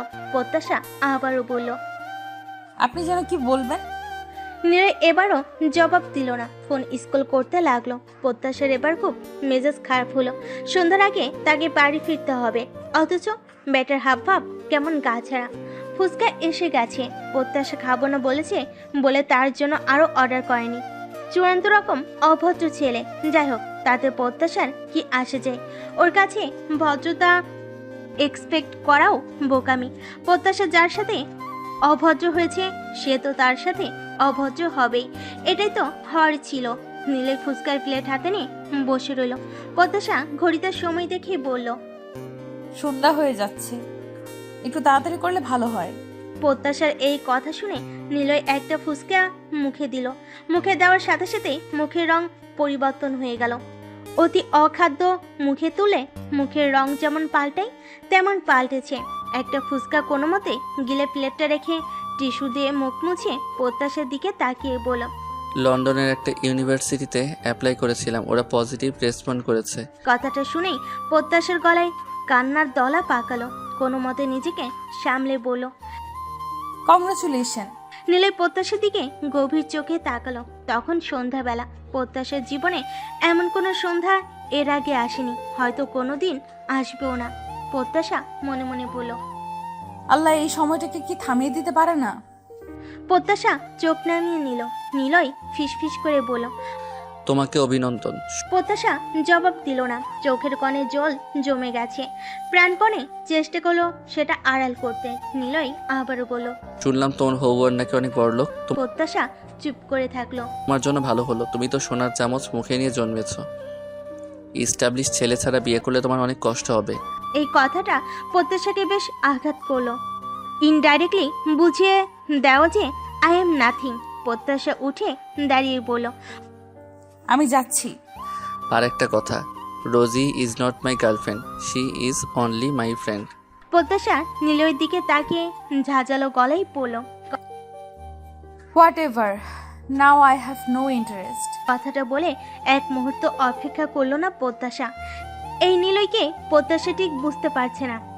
ও প্রত্যাশাকে পছন্দ করে না বলেই জানতো, তাহলে এত ব্যাখ্যা? বিদেশে যাওয়ার এসব কেন শোনাচ্ছে? বাই এনি চান্স ও কি প্রত্যাশাকে পছন্দ করতে শুরু করেছে? না, সেটা হলে খোঁচা মেরে বলতো না যে সে সোনার চামচ মুখে নিয়ে জন্মেছে বলে এস্টাবলিশড পয়সাওয়ালা ছেলে বিয়ে করছে। মানুষ ভাবে একরকম, কিন্তু তার সাথে ঘটে আরেক রকম। প্রত্যাশার জীবনটাও এক মুহূর্তে বদলে গেল। নীলার কথায় সেদিন এত খারাপ লাগলো যে প্রত্যাশা অনেকক্ষণ কেঁদেছিল। সেটা খেয়াল করেছিল ভাইয়া। ভাইয়ের সাথে প্রত্যাশার বয়সের অনেক বেশি ডিস্টেন্স ছিল বলেই সে প্রত্যাশাকে বাবা মার মতো স্নেহ করত। তাদের সম্পর্ক মোটো বন্ধুর মতো ছিল না, কিন্তু ভাইয়া সেদিন প্রথম প্রত্যাশার সাথে বন্ধুর মতো আচরণ করেছিল। প্রত্যাশাকে কাঁদতে দেখে ভাইয়া প্রথমে যে কথাটা জিজ্ঞেস করলো সেটা হলো, ছেলেটা কে প্রত্যাশা? প্রত্যাশা নিজেকে সামলাতে পারল না, ভাইয়াকে জড়িয়ে ধরে হাপুস নয়নে কাঁদতে লাগলো। ভাইয়া পরম আদরে মাথায় হাত বুলিয়ে দিতে দিতে বলল, আমাকে সবটা খুলে বলো প্লিজ, আমি তোকে অবশ্যই হেল্প করব। বাবা মাকে যে করে হোক ম্যানেজ করবই। প্রত্যাশা নিজেকে সামলে বলল, সেটা সম্ভব না ভাইয়া, কারণ ব্যাপারটা শুধু একতরফা। ছেলেটার নাম তো বল। নিলয়। আমিও আন্দাজ করেছিলাম, কিন্তু সমস্যাটা কোথায়? তারপর প্রত্যাশা নিলয়ের সব ব্যাপার খুলে বলল। সব শুনে ভাইয়া বলল, নিলয়ের উপর জেদ করে তুই বিয়ে করতে চাইছিস? প্রত্যাশা মাথা নেড়ে হ্যাঁ বলল। ভাইয়া বলল, তুই কি পাগল? আমি নিলয়কে ভুলতে চেষ্টা করছি ভাইয়া, কিন্তু কাছাকাছি থেকে সেটা সম্ভব না। তাই বলে বিয়ে করতে হবে? বিয়েটা কি পুতুল খেলা? তুই এত গাধা, বয়স বাড়ার সঙ্গে সঙ্গে একটা ফোঁটা বুদ্ধিও বাড়েনি তোর। তাছাড়া আর কি করব? অনেক কিছু করার ছিল। নিলয় যোগ্যতা নিয়ে প্রশ্ন তুলেছে, তাই কিছু একটা করে দেখিয়ে তো দিতে পারতিস। প্রত্যাশা ভাইয়ের দিকে জিজ্ঞাসু চোখে তাকিয়ে রইল। ভাইয়া বলল, এসব বিয়ে বিয়ে খেলা একদম বন্ধ কর। তুই ঢাকায় যাবি, প্রাইভেট ইউনিভার্সিটিতে ভর্তি হয়ে হোস্টেলে থেকে পড়াশোনা শুরু করবি। কিন্তু আমার তো 1 বছর নষ্ট হয়ে যাবে। হলে হবে, 1 বছর নষ্ট করে যদি সারা জীবন ভালো থাকা যায়, তাহলে নষ্ট করবি 1 বছর। প্রত্যাশার কাছে ভাইয়ের কথাগুলো এত ভালো লাগলো, খুশিতে প্রত্যাশা কেঁদে ফেললো। ভাইয়া মাথায় হাত বুলিয়ে দিয়ে বলল, কাঁদিস না, মানুষ চাইলে সব পারে, তুইও পারবি। সেনাগণ্ডির বাইরে গেলে অনেক মানুষের সাথে দেখা হবে, হয়তো নিলয়ের চেয়েও ভালো কাউকে পাবি। অতি সন্তর্পণে দীর্ঘশ্বাস ফেলল প্রত্যাশা। নিলয়ের চেয়ে ভালো কাউকে পেলেও নিলয়কে তো আর পাবো না। ভাইয়া বাবা মাকে ম্যানেজ করলো। একমাত্র মেয়েকে বাবা মা দূরে পাঠাতে কোনোভাবেই রাজি না, তবুও ভাইয়ের যুক্তির কাছে হার মানলেন। প্রত্যাশাও মাকে বলল, মা, জীবনকে একবার আমি সুযোগ দিতে চাই। যদি হেরে যাই তবে তোমাদের কাছেই ফিরবো। তোমরা যা করতে বলবে তাই করব। অবশেষে মা বাবা রাজি হলেন। ভাইয়া প্রাইভেট হোস্টেলে সিট বুকিং, ইউনিভার্সিটির ভর্তি ফর্ম সব কিছু তাড়াতাড়ি করে ফেলল। হাতে সময় খুব কম, তাই টুকটাক গোছগাছ চলছে। ততদিনে সবাই জেনে গেছে যে প্রত্যাশার বিয়ে ক্যান্সেল। একদিন ঘটা করে কলেজ থেকে বিদায় নিয়ে এলো প্রত্যাশা। বেফাস কথা বলা অভদ্র প্রত্যাশার যে এত বন্ধু বান্ধব আছে সেটা এতদিনে টের পেল সে। সবাইকে ভীষণ মন খারাপ করেছে প্রত্যাশা চলে যাবে বলে। প্রত্যাশারও ভীষণ খারাপ লাগছে চেনা গণ্ডি ছেড়ে দূরে যেতে, তবুও কিছু করার তো নেই। যাবার আগের দিন আন্টির সাথে দেখা করতে গেল প্রত্যাশা। হড়বড় করে কথা বলা আন্টির মন খারাপ করা গলায় বলল, তোমার কথা যে আমার বড্ড মনে পড়ে প্রত্যাশা। প্রত্যাশা দু চোখ ভর্তি জল নিয়ে বলল, আন্টি, আমি রোজ আপনাকে ভিডিও কল দিয়ে বকবক করব। আন্টি বাচ্চাদের মতো শব্দ করে কেঁদে ফেলল। অথচ এই মানুষটার সাথে মোটে কয়েক মাসের পরিচয় প্রত্যাশার। প্রত্যাশা আন্টিকে শক্ত করে জড়িয়ে ধরে বলল, ছুটি পেলেই চলে আসবো তো আন্টি। আন্টি বলল, নীলুটাও চলে যাবে, ছেলে মেয়েগুলো দূরে গেলে ভালো লাগে বলো। প্রত্যাশা আর কিছু বলল না। নীলয়ের সাথে দেখা করতে যখন গেল তখন নীলয় বারান্দার গাছে পানি দিচ্ছিল। প্রত্যাশা কাঠগোলাপ গাছটা নীলয়কে দিয়ে বলল, এই যে নিন, আমি তো আর থাকছি না, কে যত্ন নিবে? তার চেয়ে আপনার জিনিস আপনার কাছেই থাকুক। নীলয় প্রত্যাশার দিকে না তাকিয়েই বলল, wish you best of luck. Thank you. আপনার যাবার কি খবর? নীলয় এর প্রশ্নের উত্তর দিতে সময় নিল। প্রত্যাশার কাছাকাছি এসে চোখে চোখ রেখে বলল, আমি চলে গেলে খুশি হবে খুব? আমার খুশিতে কি যায় আসে, আমি নিজেই তো থাকছি না। নীলয় কোনো কথা বলল না। প্রত্যাশাও নীলয়ের চোখের দিকে অপলক তাকিয়ে রইল। আবার কবে দেখবে কে জানে। নীলয় কাঠগোলাপ গাছের দিকে তাকিয়ে নির্লিপ্ত গলায় বলল, আমি একবার কাউকে কোনো জিনিস দিলে তা আর ফেরত নেই না, এটাই আমার ক্যারেক্টার। প্রত্যাশা হেসে ফেল। হাসি থামিয়ে বলল, আমার আবার স্বভাব হলো সবার কাছ থেকে সব কেড়ে নেবার। আমাদের বাসায় এর আগে যারা এসেছে তাদের কাছ থেকেই আমি কিছু না কিছু এমনি করে কেড়ে নিয়েছি, আবার পরে ফেরতও দিয়ে দিয়েছি। এটা হলো আমার ক্যারেক্টার। নিলয় প্রত্যাশার দিকে পূর্ণ দৃষ্টিতে তাকালো। কয়েক সেকেন্ড তাকিয়ে থেকে বলল, হঠাৎ ঢাকা যাচ্ছ যে? পড়াশোনাটা এবার সিরিয়াসলি নেব ভাবছি। লাইফের সবকিছু তো হেলাফেলায় খুইয়েছি, তাই ভাবলাম সুযোগ আর সময় যেহেতু আছে, একটাবার চেষ্টা করে দেখি। নিলয় ঠোঁট উল্টে ভ্রূর নাচিয়ে বলল, গুড ডিসিশন। তা হঠাৎই বোধোদয়?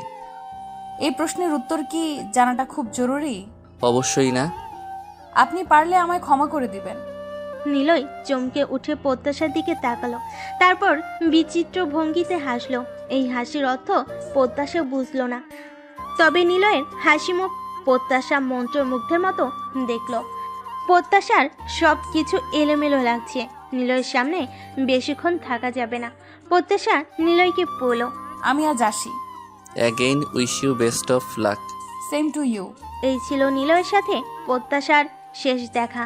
পরের দিন সকালে কাঁদতে কাঁদতে প্রত্যাশা শহর ছেড়েছিল। কাঠগোলাপ গাছটা নিলয়ের বাসাতেই রয়ে গেছে। প্রত্যাশার আর আনা হয়নি। একবার মনে হয়েছে নিয়ে আসি, স্মৃতি হিসাবে থেকে যাবে। তারপর মনে হলো কি দরকার, মানুষটা যেহেতু কাছে কেউ না, তখন কি দরকার তার স্মৃতি জমিয়ে রাখা। নতুন শহরে প্রত্যাশার ঘুম ভাঙে অ্যালার্মের শব্দে। যেখানে আজীবন 9টা 10টা পর্যন্ত ঘুমিয়ে প্রায় ক্লাস মিস করেছে, সেখানে প্রত্যাশার ঘুম ভাঙে ভোর 6টায়। প্রত্যাশার 2 রুমমেট দিবা আর আশার সাথে ইতিমধ্যে ভালো একটা সম্পর্কে গড়ে উঠেছে। ইউনিভার্সিটিতে ক্লাসও করছে রেগুলার। বাবা ভাইয়া নিয়ম করে দেখতে আসেন। মা চাইছিলেন ঢাকায় এসে প্রত্যাশার সঙ্গে থাকবেন, কিন্তু প্রত্যাশা সেটা চাইলো না। নিজের জগৎটা একা একা একটু সাজায়। জাদু শহরে প্রত্যাশা অল্প দিনের মধ্যেই অভ্যস্ত হয়ে গেল। মোটামুটি অনেকগুলো বন্ধু জুটে গেছে। সকালে উঠে ব্রেকফাস্ট করে ইউনিভার্সিটিতে যায়, লাইব্রেরিতে যায়, বন্ধুদের সাথে আড্ডা দেয়, হোস্টেলে ফিরে পড়াশোনা করে। এর বাইরে আরেকটা কাজ করে, সেটা হলো নিলয়ের টাইমলাইনটা রোজ একবার করে ঘুরে আসে। প্রত্যাশার অ্যাকাউন্ট থেকে ব্লক দেওয়া বলে ফেক অ্যাকাউন্ট থেকে দেখে। মাস 2 পরের ঘটনা।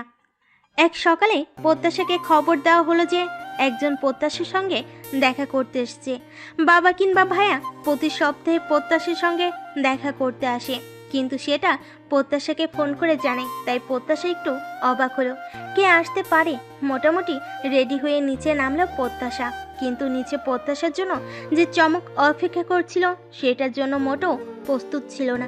নিলয় দাঁড়িয়ে আছে গেটের সামনে, একটা চকলেট কালারের শার্ট পরা, চুলে জেল দেওয়া, খোঁচা খোঁচা দাড়িতে নিলয়কে দেখে আনন্দে বুক কেঁপে উঠল প্রত্যাশার। প্রত্যাশা বিস্মিত গলায় জিজ্ঞেস করলো, আপনি? নিলয় হাসলো। মাতাল করা এই হাসি প্রত্যাশা প্রথম দেখলো। নিলয় বলল, তোমার কাছে বিদায় নিতে এলাম, কাল দেশ ছাড়ছি তো। শুধুমাত্র এই কথাতেই প্রত্যাশার চোখে পানি এসে গেল। এর কোনো মানে হয়? যাকে ভুলে যাবার জন্য এত কিছু, তার জন্য এখনো অল্পতেই চোখে পানি এসে যাচ্ছে। নিলয় বলল, চলো কোথাও ঘুরে আসি। প্রত্যাশার বলতে চাইলো যে আমার ক্লাস আছে, কিন্তু বলতে পারলো না। নিলয়ের পিছু পিছু হাঁটতে লাগলো। রিকশায় পাশাপাশি দুজন বসে আছে, কিন্তু কেউ কোনো কথা বলছে না। প্রত্যাশা একটু দূরে সরে বসলো যেন নিলয়ের গায়ে গা না লেগে যায়। নিলয় সেটা দেখে রিকশাওয়ালার উদ্দেশ্যে বলল, মামা আপনার রিক্সাটা একটু ছোট হয়ে গেছে। আপনার রিক্সাটা প্রেমিক প্রেমিকাদের জন্য, আম জনতাদের জন্য না। এরপর থেকে রিক্সায় শুধু প্রেমিক প্রেমিকা ওঠাবেন। প্রত্যাশা আর চোখে নিলয়ের দিকে তাকালো। নিলয় নির্লিপ্ত ভঙ্গিতে সামনের দিকে তাকিয়ে আছে। একটা জায়গায় রিকশা থামিয়ে বলল, আসো, আজ তোমাকে দুনিয়ার বেস্ট ফুচকা খাওয়াবো। প্রত্যাশা একটু হাসার চেষ্টা করলো। প্রত্যাশা সরাসরি নিলয়ের দিকে তাকাতে পারছে না, তাই সবসময় নিচের দিকে তাকিয়ে থাকছে। কখন যেন আবার তার চোখের জল দেখে ফেলে। ফুচকার অর্ডার দিয়ে প্রত্যাশাকে বলল। প্রত্যাশা বিড়বিড় করে বলল, তোমার দিনকাল কেমন চলছে? ভালো। বাহ, তোমাকে সিরিয়াস হতে দেখে ভালো লাগছে। নিলয় স্পষ্ট শুনতে পেল না, তাই বলল, কিছু বললে? না। কিছু একটা তো নিশ্চয়ই বিড়বিড় করছিলে। হ্যাঁ, বলেছি যে সিরিয়াস, পড়াশোনা করছি যেন স্টাবলিশ জামাই পাই। নিলয় হো হো করে হাসলো, বলল, বাহ, তুমি তো বেশ জ্ঞানী। মানে ভবিষ্যতের ভাবনাই তো জ্ঞানীর কাজ, তাই না? প্রত্যাশা জবাব দিল না। ফুচকার প্লেট এসে গেছে। নিলয় নিজের জন্য ফুচকার অর্ডার করেছে। প্রত্যাশা বলল, আপনি না ফুচকা খান না? নিলয় ফিসফিস করে বলল। ফুচকা এখন আমার প্রিয় হয়ে গেছে। প্রত্যাশা অবাক চোখে নিলয়কে দেখতে লাগলো। নিলয় ফুচকা মুখে দিচ্ছে, প্রত্যাশা যে তাকিয়ে দেখছে সেদিকে কোনো ভ্রুক্ষেপ নেই। ফুচকা শেষ করে বলল, বিলটা তুমি দিয়ে দাও। এর আগে আমি একদিন খাইয়েছিলাম না, সেটা শোধ করে দাও, তাহলে আর ঋণ থাকবে না। প্রত্যাশা দীর্ঘশ্বাস ফেল। বেটা শেষ সময়টাতেও তাকে জ্বালিয়ে যাবে। এরপর গেল আইসক্রিম খেতে। আগে একদিন প্রত্যাশাকে আইসক্রিম খাইয়েছিল, তারপর আবারও রিকশায় উঠল। রিকশায় উঠে নিলয় আবারও গম্ভীর হয়ে গেল। হাব ভাব দেখে মনে হলো যে মেরে ধরে জোর করে রিকশায় বসানো হয়েছে। গেটের সামনে প্রত্যাশাকে নামিয়ে দিয়ে বলল, ভালো থেকো। প্রত্যাশা কিছু বলতে পারল না। কান্নার দমকে গলা দিয়ে একটা শব্দ বের হলো না। শয়তানটা কি একবারও বলতে পারতো না, প্রত্যাশা আমি তোমাকে পচে পচে কথা শুনেছি ঠিকই, কিন্তু আমি তোমায় ভালোবাসি, তাই তো ছুটে এলাম। এই কথাগুলো বললে আমি কি ওকে ক্ষমা করে দিতাম? নিশ্চয়ই দিতাম। ভালোবাসার চেয়ে বড় কিছু পৃথিবীতে আছে? এইটুকু ক্ষমা তো করাই যেত, কিন্তু শয়তানটা তো কিছুই বললই না। এত খারাপ একটা মানুষ। প্রত্যাশা আকাশের দিকে তাকিয়ে চোখ বন্ধ করে মনে মনে বলল, হে আল্লাহ, আমি এই পৃথিবীর সবচেয়ে শয়তান ছেলেটাকে ভালোবেসে ফেলেছি। এখন এই পাপীকে ক্ষমা করে তার মন থেকে শয়তানটাকে ভুলিয়ে দাও। নিলয় চলে গেল। প্রত্যাশা কয়েকটা দিন কিভাবে গেল সেটা ভাষায় প্রকাশ করতে পারছে না। খেতে ভালো লাগে না, ঘুমোতে ভালো লাগে না, কিচ্ছু ভালো লাগে না। কয়েকদিন এমন হলেও প্রাইভেট ইউনিভার্সিটির পড়ার চাপে সিধা হয়ে গেল। আবারও শুরু হলো শহরের যান্ত্রিক জীবনের ছোটাছুটি। একদিন ব্যাগে একটা কাগজ খুঁজতে গিয়ে দুমড়ে মুছে যাওয়া একটা কাগজ পেল। ঝুড়িতে ফেলে দেওয়ার জন্য রেখে দিয়ে অন্যান্য কাজ করলো।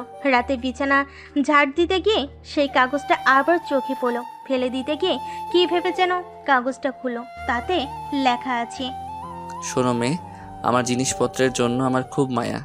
একটু খারাপভাবে বলতে গেলে আমি ভীষণ হিংসুটে ছেলে।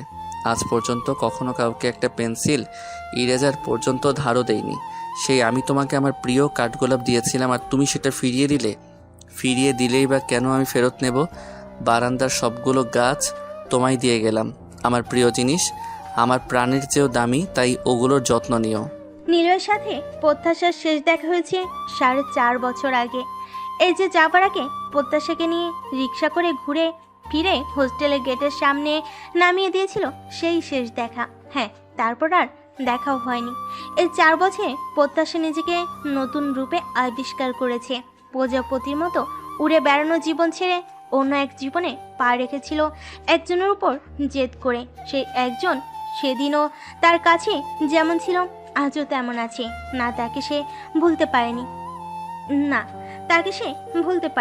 অথচ ভুলে যাবার জন্য কত কি না করেছে, সেগুলো ভেবে আর মনে নিজে নিজে এখনো হাসে। প্রত্যাশার দিন শুরু হতো চরম ব্যস্ততায়, তবু সে ব্যস্ততার মাঝে একটা সময় কাটাতো নিলয়ের টুকরো স্মৃতিগুলো নিয়ে। খুবই অল্প সময়ের আলাপে এরকম ও যে হতে পারে সেটাকেও বিশ্বাস করতে চায় না। প্রত্যাশার যারা ক্লোজ তারা বলে, দেখ গিয়ে নিলয় হয়তো অন্য কাউকে মন দিয়ে বসে আছে। ওসব টুকিটাকি প্রেম বাচ্চাকালে চলে, তুই শুধু শুধু ওকে ভেবে সময় নষ্ট করছিস। আবারও কেউ কেউ খোঁচা মেরে বলতো, তোদের গল্প তো পুরাই ফিল্মি। প্রত্যাশা তাদের কিছু বলে না। প্রত্যাশার ভালো লাগে নিলয়কে ভাবতে।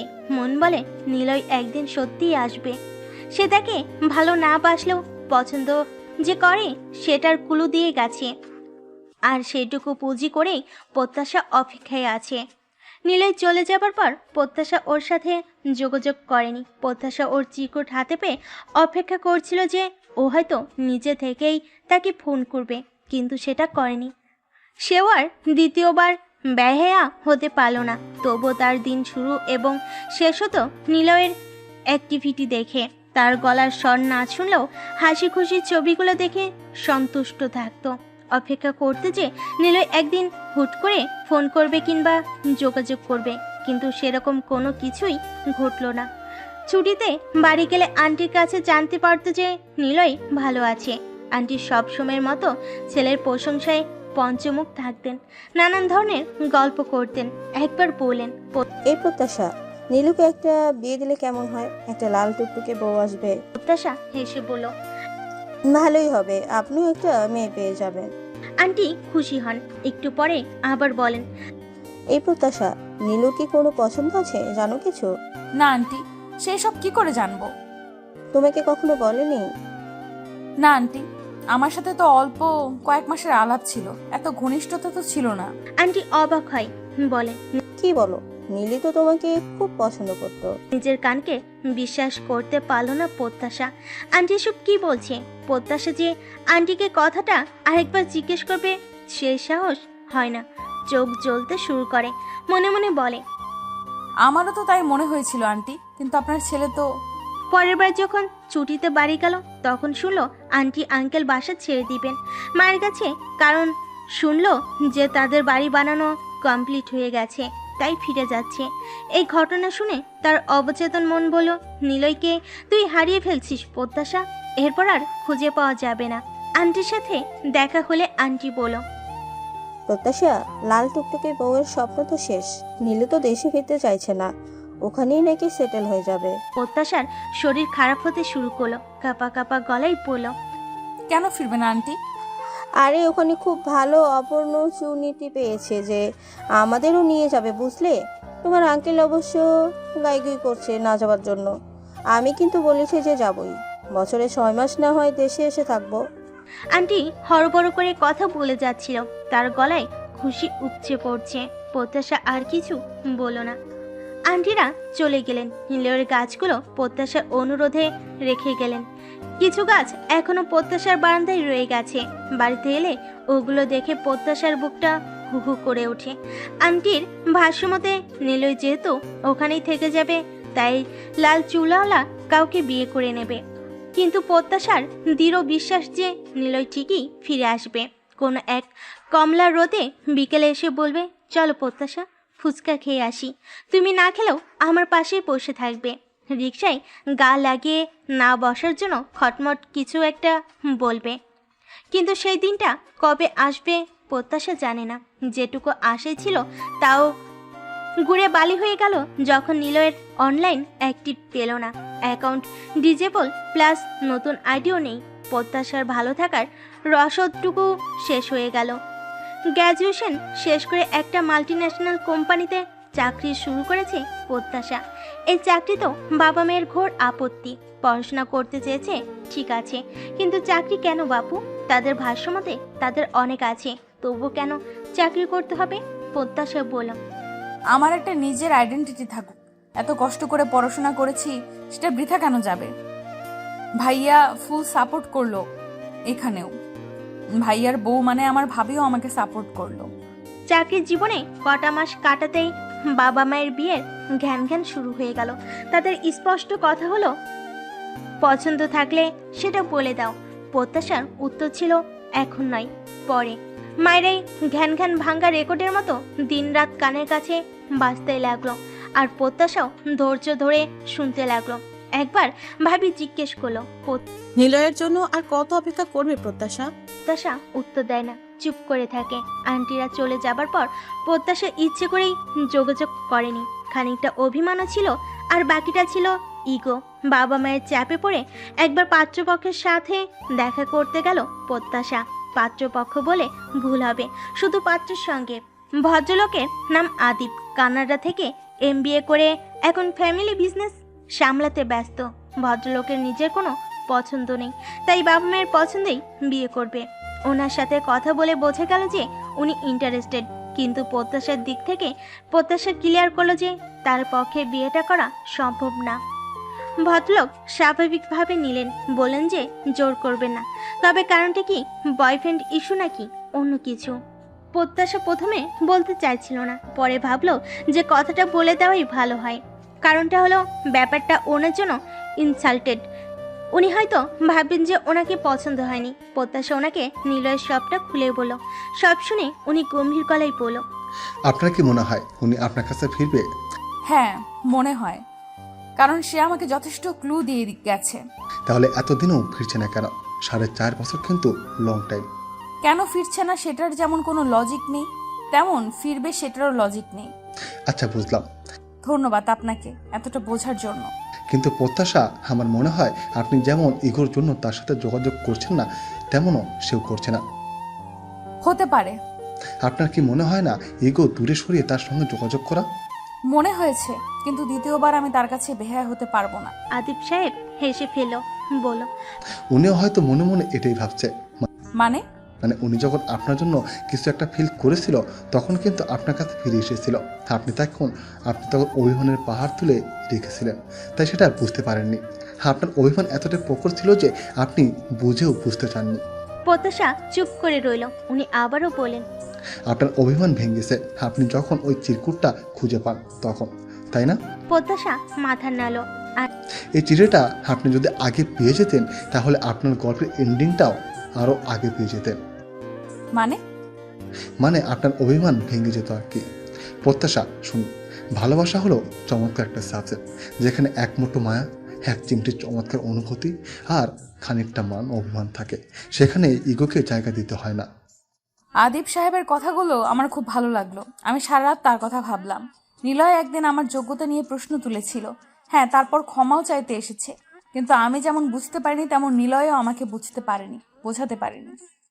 তাই বলে এতটা রাগ কিংবা ইগো নিয়ে থাকা কি সঠিক? ঠিক না। নিলয়কে তো আমি ভালোবাসি, তাই নিশ্চয়ই আরেকবার বেহায়া হওয়া যায়। আন্টির যে কন্ট্যাক্ট নাম্বার প্রত্যাশার কাছে ছিল সেটাই লাগাতার ফোন করে পেল না। ভাইকে দিয়ে খোঁজ খবর নিয়ে জানলো আন্টি আঙ্কেল দুজনেই হজে গেছেন, তাই তারা বাসা আসা পর্যন্ত অপেক্ষা করা ছাড়া আর উপায় নেই। জীবনের সবচেয়ে কষ্টের কিংবা মধুর যন্ত্রণার নাম হচ্ছে অপেক্ষা।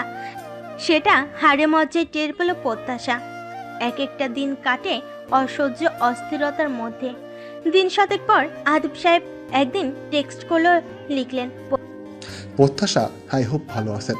আপনার সাথে অল্প সময় আলাপ কিংবা কথা বলে এটুকু বুঝেছি যে আপনি একজন চমৎকার মানুষ।